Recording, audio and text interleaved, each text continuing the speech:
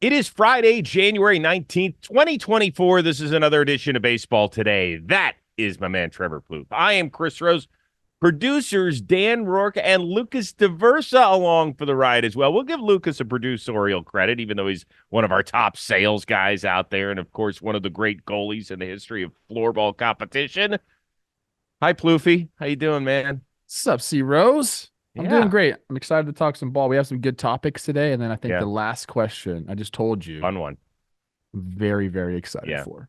By the way, congratulations to Adam Wainwright, who has joined Fox Sports to be one of their baseball analysts. I did not see yesterday. I got to admit, I didn't do a ton of digging on this. I hope he ends up in the booth because I think that's where he will excel, and I think he's going to help out the national product immensely. Yes, I think so too. I enjoyed listening to him whenever he got into the booth Yep, last year, and he's a storyteller, and he's right. got a good cadence to his speech. So I, I, Yeah, I agree with you. yeah, I think he'll be really good. We are here to talk a little bit of baseball and the Astros with some bad news that could turn into some really good news in their bullpen. A couple days ago, it was announced that Kendall Graveman is having shoulder surgery. He's likely done for the entire 2024 season. And then on the heels of that, Ken Rosenthal of The Athletic reported that the Astros have now turned up the heat in their pursuit of Josh Hader, the top closer on the free agent market. Does Graveman's absence make it a must get to have the best closer out there now? I don't think it makes it a must get, but I think you do have to look to the Astros' future in this decision. I mean, they got a bunch of guys that are free agents at the end of the year, and it could turn out to be a changing of the guard, if you will. I kind of hope it doesn't. I want this team to stay together for as long as possible. I'm talking Bregman, I'm talking Altuve, Verlander's there. Um, I don't think they have to go do this. Obviously, they still have Ryan Presley in the back end of the bullpen. That will be like probably the biggest storyline is what do they do with these Mm-hmm. two guys? I mean, it's scary. It'd be an awesome problem to have as a manager, but I think it would be a problem. Like you don't sign Hader to a massive deal and then tell him he's going to pitch the seventh inning. Like I don't think that happens. But you have Ryan Presley who's been closing games out for you, who's got a 20 game scoreless streak in the playoffs. Like Right. it'd be an interesting problem to have. I don't think they have to go get him, C Rose, but I do think that they are looking to the future. If I'm running the Astros, I look to lock up my other guys besides bringing him in. I want to keep the gang together. So they have to allocate the money somewhere. I think they're better off keeping Bregman there, keeping Altuve there if they can, than going out and getting Hader. They already have that in Ryan Presley. Yeah, Presley is one of the most decorated postseason closers ever. He has the fifth most postseason saves. He has the second longest streak behind Mariano Rivera with starting your career without blowing a postseason save. He's currently at 14. So he has been exceptional. And we have talked before about other teams. Well, when you bring in a guy who's been successful as a closer, and it doesn't seem like that big a deal if you have to move him to the seventh or eighth inning. It doesn't seem like it. But then again, this isn't a video game. These are real life human beings that are playing it. And so there is some adjustment, particularly for a guy who hasn't recorded more than 3 outs in a regular season game, I believe, since 2020. So, that's not never on the menu for a guy like Josh Hader.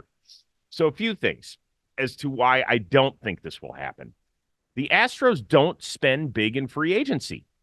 Now, they've only given out three $100 million contracts. And by the way, I almost laugh at myself when I say only three $100 million contracts, but that's when they've extended their own guys, right? Altuve's had it done, Bregman's had it done, and Alvarez has had it done.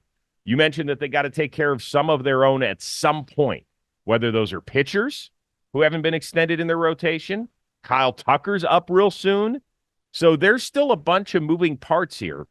They've never spent more than, I think it's $58.5 million on a free agent to come in and join their team. So this would be totally, and we know that, I don't know if Hader will get 9 figures. I think he will, but he's going to blow past the 58.5 mil that they gave somebody else. So it just doesn't feel like, you know what this feels like to me? And I would never question Ken's sources because he's a really reliable baseball reporter. This sounds like an agent planting a story to get another team involved. That's what it sounds like to me. Yeah, it doesn't even like really make sense, even on the surface level, because you mentioned, I mean, what about Framber? Like, there's a lot of people there that they got to either get rid of or give money to, and I just think that a the most expensive closer on the market that might set records probably isn't the best way to go do it when you have guys in house that are already taking care of that role. So yeah, I don't really give this too much credence, to be honest with you. Yeah. And watch. It's, in the It's next probably 3 gonna days, he's happen. going to sign with Not you. saying it wouldn't work, people. I mean, Right. It's, I think well, if Hader gets a deal and he gets whatever, say he matches Edwin Diaz, at that point, what does he care about being the closer? I think he likes doing it. yeah. But if a team said, "Hey, man, you're going to be the guy that puts out the fire," I think he'd be open to it. And on top of that, at that point, you don't have to protect your arm anymore in terms of, hey, if we Yeah, this need is you to his go, deal. right, this Yeah, is it. Like, this is where he's yeah. going to make his money. And by the end of it, he's going to be in his mid 30s, and who knows if he's even going to continue playing baseball at that point. I mean, it's just, I think you and I are kind of on the same wavelength here. Like, we really need to see it in order to believe it. And if he does get the 9 figures, it'll come from some other team other than the Houston Astros. From the Stros to Stro, Marcus Stroman, it became official, 2 years, $37 million with the New York Yankees. He had a Zoom conference. Everybody knows how much I despise those, but he was great on it. Answered a ton of questions out there, and he says he is ready to be a Yankee. I'm not someone who shies away from the limelight or pressure or the lights. I think a lot of guys would avoid coming to New York and playing for the Yankees because of that reason. And I'm someone who, like I said, I feel like it brings out the best in me. So I'm looking forward to this opportunity. I think Cash is kind of right there in agreement with me as far as he thinks it's going to be a good situation for the both of us. So, Plouffe, do you agree with him and think this is an ideal fit? Yeah, I mean, it's a very good fit. We've talked about kind of pitcher he is and what kind of pitcher you have to be to pitch in that park. Just pure stuff. I mean, keeping the ball in the ground is major in that park. So he's able to do that. He limits fly balls, which is great. Everyone always talks about the off the field stuff, like kind of how outspoken Stro is and how is that going to work with the media. I don't think it's going to matter that much, man. I think we're putting way too much stock into the New York media versus Marcus Stroman after a bad start. It might happen that, there's a couple instances during the year where he gets a little upset or he starts blocking people on Twitter. Like that might happen. But I think overall, the performance is what matters. And I think he's going to perform well there. And this is a guy who does love the spotlight, obviously. Like this guy likes to be seen. He constantly says how much he likes pressure. Ain't no more pressure in the big leagues than pitching for the Yankees. There really isn't. So if all of that is true, and you believe Marcus Stroman and he wants to be in the spotlight, then I do think this is the perfect spit. Like if you want to be in the spotlight right now, I mean, you're going to the Yankees, you're going to the Dodgers. I think the Yankees even more so. It's just a bigger brand, and New York is a little bit brighter. So I think it is a perfect fit in the pitching aspect of it. How he commands, the zone and all of that. Also, off the I think people are saying it's going to be bad for him. I think it's going to be good for him. I think it's going to keep him locked in.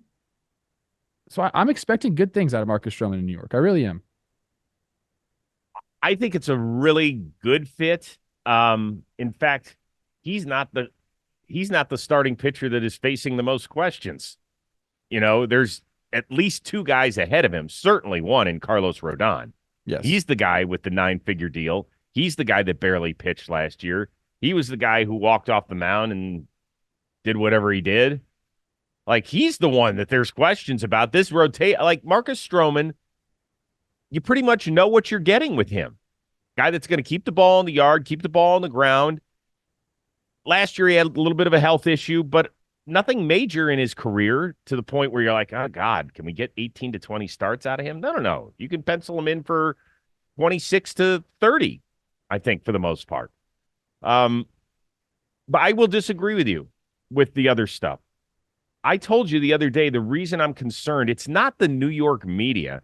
It's can Marcus Stroman get out of his own way? And if I were to advise him, I would tell him to shut down his social media. I really would. I just would. If he can't help himself with certain things that will be exasperated in New York.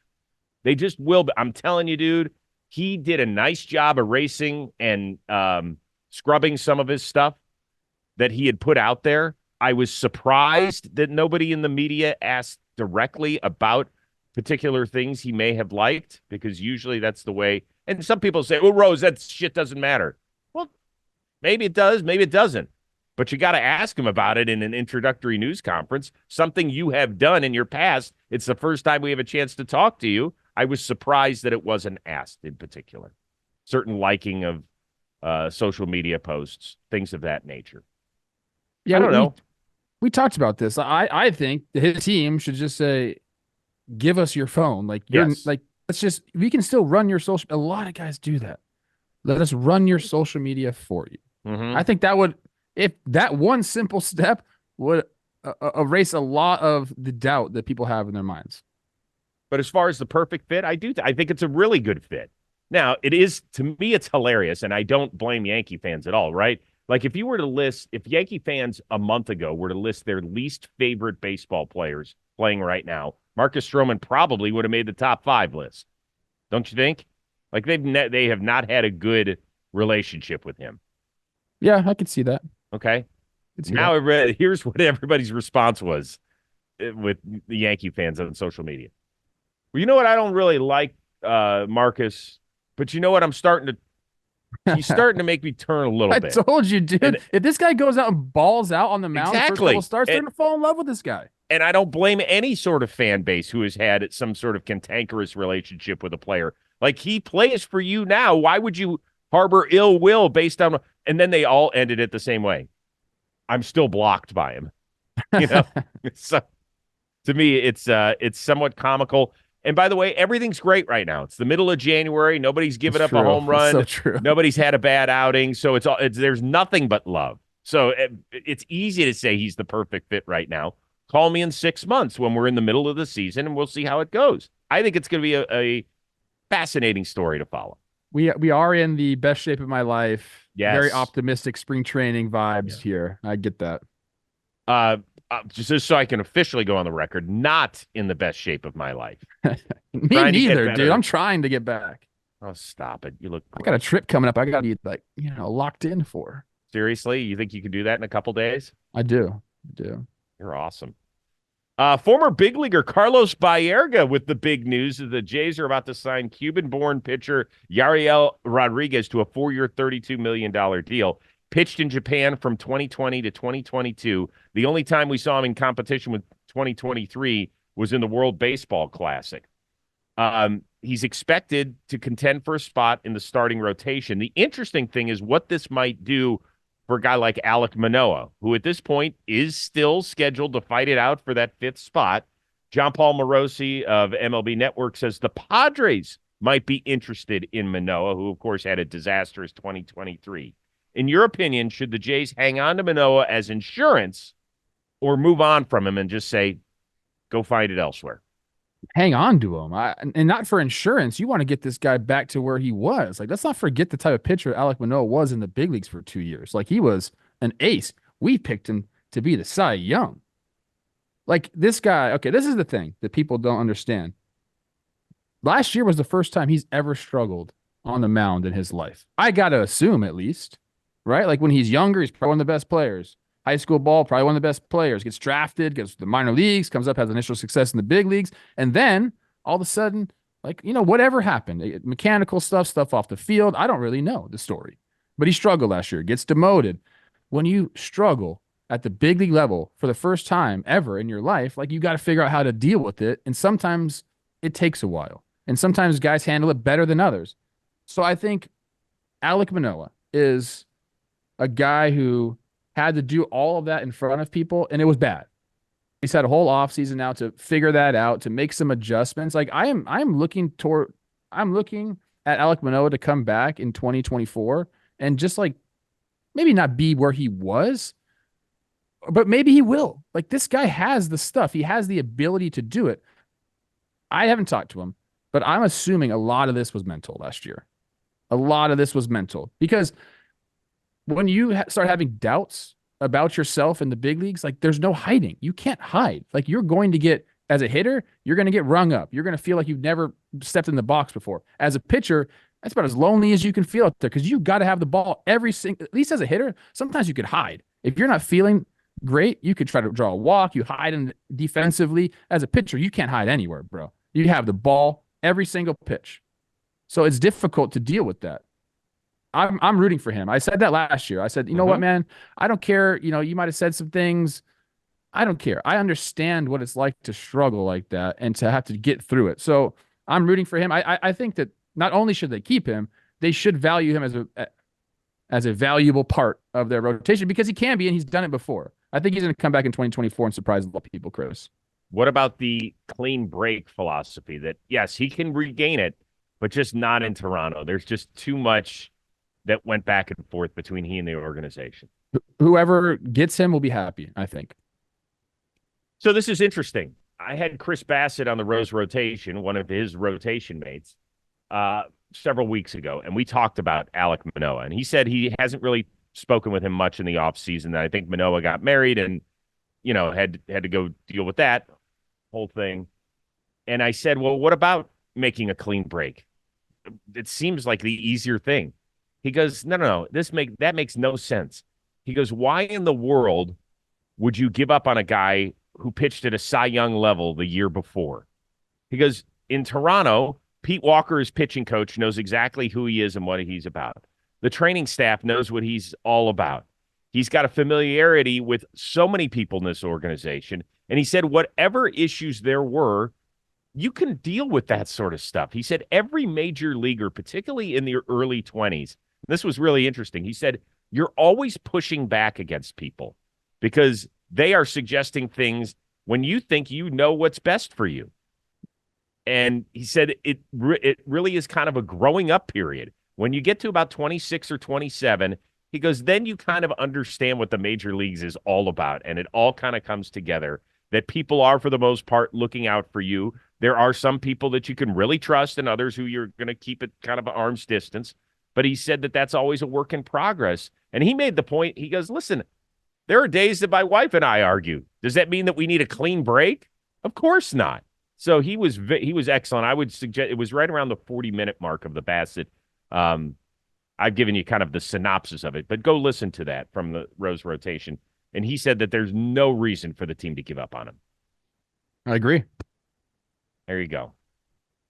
The Cubs, they've been attached to just about everybody out there now, right? They've made one signing this offseason, but we keep hearing that they're stoking the flames and they're going to make some sort of big move out there. Well, Bruce, I forget if it's Bruce Levine or Levine. I apologize. He's at 670 to score in Chicago. He says that the Northsiders are interested in Cleveland's two-time All-Star closer, Emmanuel Clase, who isn't. But do you think that this one happens? That's my first take is who isn't interested in this guy? Coming off a down year a little bit so you can get him for a little bit cheaper at a discount. Everyone should be interested in him. Do I think this happens? I do not think this happens. I don't think the Guardians trade him. I think the Guardians still have a chance to win the AL Central next year, Chris. I don't know if you agree with me or not. Vegas right now has him second behind the Twins in their odds. You got 3 more years of control with this guy. I just don't see them trading him now, especially after he's coming off, what he would consider a down year. And there's some couple things that played into that. I think if you ask the baseball kind of nerds, no offense, they'll talk about how he overperformed his peripherals in 2022 and underperformed them in 2023, something about defense and all that stuff. This guy is an electric freaking closer. With electric stuff, you don't find these guys growing on trees. I don't think that the Guardians get rid of him whatsoever until, maybe a year before free agency, because that's what they do. But I don't think it happens this offseason. I don't think it happens even next offseason. Clase is a Guardian because he's too dang good, man. Why would you give up on that guy? He's not only too good, he is probably working on the most affordable deal of anybody who can be dominant in this league. In terms of, listen, there's guys that haven't hit arbitration that are, better in terms of finances these days on the books. But this is a guy who's already signed an extension. You're not going to find a guy who's going to cost you $2.5 million this year, $4.5 million next, and then $6 million the year after that. I didn't even see there were team options. I didn't even see they were team options. Right. There's team options after that. So if you do trade for a guy who's in his mid-20s and has had this type of success, you are going to have to give up a shitload. Here's where I would say the Cubs are the perfect team. They have got, at this point, where the new list hasn't come out, 7 of the top 100 prospects in baseball. Okay, that was at last check. They've just added Matt Bush, and he's in the mid-40s. Michael. Or Michael Bush. Sorry about that. They have, in particular, outfielders. Now, I don't think you're going to get your hands on this kid, Owen Cassie, who sounds like he's going to be a stud. But here's the issue. Whether or not the Cubs bring back Bellinger or not, they've already got left and right field in Happ and Suzuki, and they've got Pete Crow Armstrong, who's their top prospect, who's supposed to be the world's greatest defensive center fielder around. We're still waiting for him to get that knock at the major league level, but hopefully the hitting will come around. So whether or not you bring Bellinger back to play center and kind of delay the start of Pete Crow Armstrong or not, like, you got a full outfield.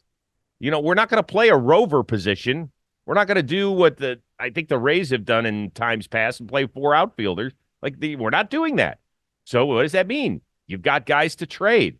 So, like I said, it might not be Owen Cassie. It might be a guy like Alexander Canario, who's a guy we saw very late in the season last year, but seems to be major league ready. So if it happens, and I don't think it will, but if it does indeed happen, this team is a great fit.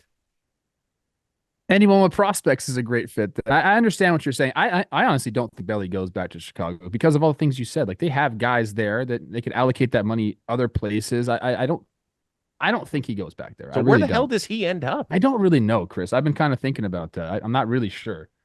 He's an interesting one. We'll probably get into that more. Well, hopefully he just signs soon and we'll know the team. But I don't think the Cubs are that. Well, I mean, they are a good fit, but they have pieces. They could allocate the money elsewhere. So, I don't know, man. Shout out PC. I can't wait to see you get your first knock, man. I know. I hope that 0 for happens. 14. Let's go, dude. Drop a bunt down. Hey, listen, Guardians manager Stephen Vogt went, what did he go? 0 for 32. Yeah, I think that's right. Yeah, that was rough. You weren't in Oakland by the time he got that hit. No, you weren't there yet. No, he was. I don't know. I think that was in Tampa that happened, right? I don't know if he got the hit in Tampa. I think he went hitless in Tampa. In Tampa, and then finally got it in to Oakland. Oh, that's awesome. That's rough. You think Stephen Vogt's going to trade Emmanuel Clase? He better not.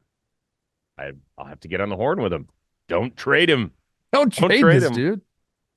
All right, the top free agent pitcher on the market, of course, is Blake Snell. And while he's been waiting for that big-time contract, he's been spending some of his own money on a travel team in his hometown of Seattle. The 12 U's are now known as Team Zilla National, as you can see, all decked out in his sweet gear. First of all, let's just give some props to Blake Snell just for doing this. Yeah, that is awesome. Could you imagine if you were on Team Zilla National? Let's not forget that Blake Snell was the first real fan of this show. We used to go on IG Live. He was always in our chat, man. So we have to shout out him. And it's amazing. I mean, the uniforms, everything, giving back. I had this discussion with Olivia the other day. I'm like, I want to give back more to the game of baseball because it's given me so much. And like, I'm figuring out ways to do that. Youth baseball coaching, I've done that. I want to do a little bit more, but Blake doing this is just, it shows what kind of person he is. He's awesome. By the way, every one of those 12-year-olds has got to be great at video games. You can't be on Team Zilla National and not be good at video games on top of baseball, right? Good point. And I'm sure that they probably have like a team, you know, they're all throwing their headsets on and he's the number one guy talking the most shit to all those 12-year-olds is my guess. So the second part of this, in addition to giving flowers to Snell for doing this, if you could have one big leaguer that's playing right now or the past, I don't care, sponsor your club, who would it be? I got a guy who I saw sponsor a club firsthand, and I was always so jealous. I didn't know he went to Pepperdine University. I didn't know he went to Fremont High School in Los Angeles. I didn't know he was an AL Central guy like myself. Chet Lemon. Chet Lemon, baby. Whoa! This dude, his team was called the Juice. And they were badass, dude. They had all the cool uniforms. They used to show up to these tournaments, and they'd have this big old bus driving around. And all of us are like hopping out of our parents' cars. Like, they had a team bus, sweet unis, Chet Lemon. What a great name. This guy did it, I think, before like anybody was doing that. This guy sponsored a team, and they were good, man. I think they had multiple levels as well. So Chet Lemon's my answer because I saw it happen. I saw what he did. I'm big fan of yours, Chet. That is awesome. So Chet Lemon, for people that obviously don't know that name, that's one from my childhood. The best stop on the tour for him was the Tigers. He was on that 84 team. You're so weird, Chris. You're so fucking weird, dude. Why? How do you know that? Dude, that was 84. He was an all-star in 84. Three-time Yeah, all-star, actually. that's my wheelhouse, man. You don't remember baseball teams from when you're 13 years old? Like I they do. were the Tigers that year. They kicked everybody's ass. They started the year something like 35-5. Seriously, they won Wow. like 35 of their first 40 games, and they were crushing people. And they just marched right through the playoffs. Back then, there weren't multiple rounds. You only you went directly to the ALCS. You won your division. They were in the American League East. You played the winner of the AL West. You win that, you go on to the World Series, and they crushed the San Diego Padres in 5 games. That was the one where Kirk Gibson, Goose Gossage was on the mound for the Padres. Of course, the Yankees legendary guy out of bullpen, the big handlebar mustache. There's a great clip of Sparky Anderson telling Kirk Gibson, it's like, he's afraid of you. He's afraid of you. But he's going to try and strike you out. And boom, Gibby goes right up there, nails it into the second deck in the old Tiger Stadium. Good stuff. I knew Chet Lemon would bring some stuff out in you. I knew it. God, I knew thank you. It made my day right there. For me, I'm going to go active. Do you think we're going to have the swaggiest team ever if Jazz Chisholm is the sponsor? I mean, how good is everything? The gloves, right? He comes out with some of the best gloves in the show. The cleats are going to be incredible. The glasses, the shades are going to be unreal, and we're all going to be iced out. So I don't know. What would the team name be? Like orchestra? Jazz's orchestra? Like what do you got, bro? Yeah, you just go The all Davises, like a little Miles Davis. Something like that. Yeah, you have a little trumpeter on the side. Hey, man, I don't care how old you are. Jazz is cool. Jazz is cool. Yeah. I don't care what age you are. So there you go. Nice. Let us know if you have some other suggestions there in the chat. There is one other big thing I'd like to announce. Should have done this at the top of the show. Shame on me. We are going back live. We'll do it live. That's right. We're going to take Baseball Today back live. So how we're going to do this will be new for us. We are going to do it on our baseball YouTube channel, our John Boy Media Baseball YouTube channel. And so we're going to have a chat open. We're going to do it, I think we're going to start picking it up pretty soon in the off season where we only go twice a week. And then 5 days a week during the regular season. We're going to try and keep it roughly the same time, but I will let you know that there's certain days where it just jumps around.